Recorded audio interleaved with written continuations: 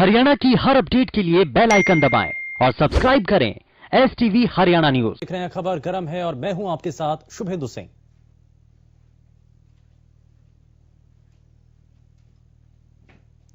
एक तरफ तो दिल्ली की सीमाओं पर किसानों का आंदोलन जारी है, तो वहीं कांग्रेस नेताओं ने राष्ट्रपति से मुलाकात कर कृषि कानूनों के विरोध में ज्ञापन सौंपा। न किसान पीछे हटने को तैयार है, न सरकार मानने को। ऐसे में आंदोलन का अंत आखिर कैसे होगा, ये कोई नहीं जानता।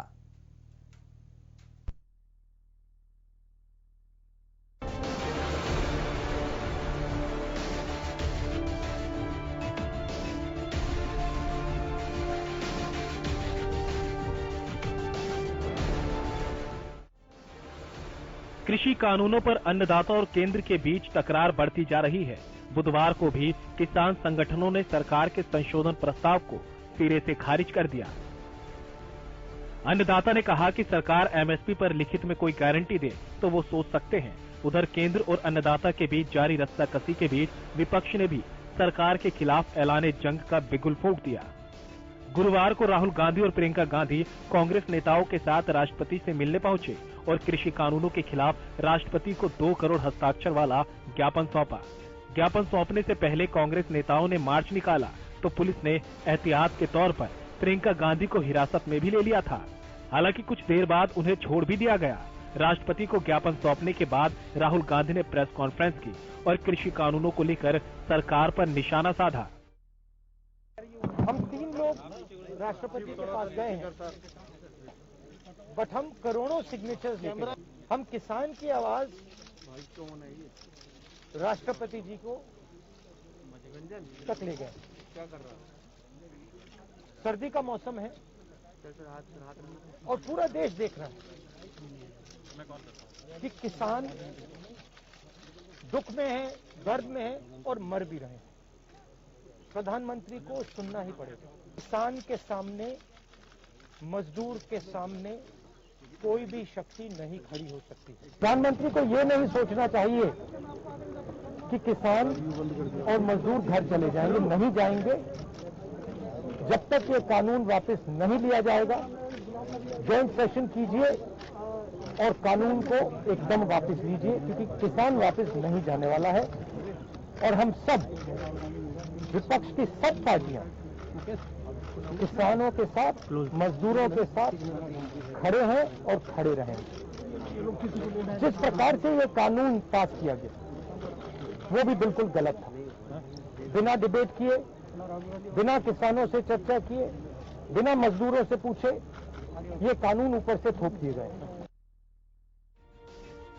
वहीं राहुल गांधी के वार पर कृषि मंत्री ने भी पलटवार किया और कहा कि जिन लोगों ने आपातकाल लगाया वो हमें लोकतंत्र ना सिखाएं। कृषि मंत्री ने राहुल गांधी के पत्र को झूठा करार देते हुए कहा कि उनके पत्र में किसानों के हस्ताक्षर नहीं थे। राहुल गांधी जो कुछ बोलते हैं उसको कांग्रेस भी गंभीरता से नहीं लेती। देश का तो सवाल ही नहीं उठता है। और आज वो जब राष्ट्रपति महोदय के पास विरोध व्यक्त करने के लिए गए तो मुझे ये सब किसान खड़े हुए हैं।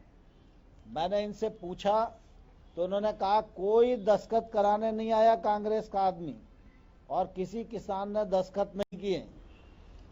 दूसरा, अगर राहुल गांधी को इतनी किसानों की चिंता थी तो जब उनकी सरकार थी तो सरकार के माध्यम से कुछ न कुछ किसानों के लिए कर सकते थे। कांग्रेस का हमेशा से चरित्र किसान विरोधी रहा है। दूसरा, ये तीनों बिल के बारे में 2019 के घोषणा पत्र में राहुल गांधी ने कहा था कि हम सरकार में आएंगे तो APMC को खत्म करेंगे, बिना टैक्स के किसान की फसल की खरीद फरोख्त हो ये सुनिश्चित करेंगे, कॉन्ट्रैक्ट फार्मिंग को बढ़ावा दिया जाएगा और एसेंशियल कमोडिटी एक्ट को समाप्त करके उसको नया बनाया जाएगा। उधर जब बात किसानों की हो तो हरियाणा कांग्रेस के कद्दावर नेता भूपेंद्र हुड्डा अपनी प्रतिक्रिया ना दें ऐसा तो मुमकिन ही नहीं। किसानों के समर्थन में नेता प्रतिपक्ष भूपेंद्र हुड्डा ने कहा, किसानों की मांग जायज है और इतनी सर्दी में किसान आंदोलन कर रहे हैं। उन्होंने कहा कि सरकार को किसानों की मांगे माननी चाहिए। 3 कानूनों के अलावा चौथा कानून एमएसपी का भी बनाया जाए। बैठे हैं और उनकी मांग जायज है, इसी वास्ते मैंने कहा कि उनकी जायज मांग तुरंत मान लेनी चाहिए। क्या मांग करें, अपने एमएसपी तो करें। मैं तो अगस्त 14 को अपने उसमें लिख दिया था आर्टिकल में कि भाई 3 कानून लाए हैं तो चौथा कानून और साथ ले आए। वहीं किसान आंदोलन के मसले पर सीएम मनोहर लाल ने भी हिदायत देते हुए कहा कि डेमोक्रेसी में सबको बात रखने का अधिकार है, लेकिन किसी पर दबाव बनाना कोई लोकतंत्र नहीं है।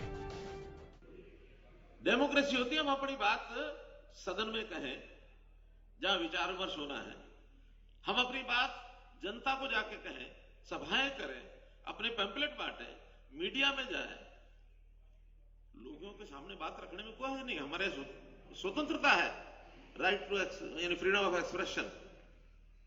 तो फ्रीडम ऑफ एक्सप्रेशन का मतलब ये है कि आप अपनी बात को जाकर के सभ्य ढंग से कहीं भी। उधर कृषि कानूनों के बीच किसान संगठन का एक्शन प्लान शुक्रवार से और तेज हो जाएगा। आने वाले 3 दिनों में अन्नदाता ने ऐलान किया है कि वो टोल प्लाजा फ्री करेंगे। साथ ही कल से 11 महिलाएं भी भूख हड़ताल में शामिल होंगी और कृषि कानूनों को वापस लेने की मांग करेंगी। पूरे मामले में ये तो साफ होता दिख रहा है कि सरकार की तरफ से बार बार न्योता तो आ रहा है, लेकिन कोई ठोस प्रस्ताव न होने के चलते अन्नदाता इसे मानने को तैयार नहीं। ऐसे में विडंबना यही है कि जब दोनों ही पक्ष हठधर्मिता अपनाते रहेंगे तो तकरार कैसे खत्म हो सकेगी। Bureau report, Haryana news.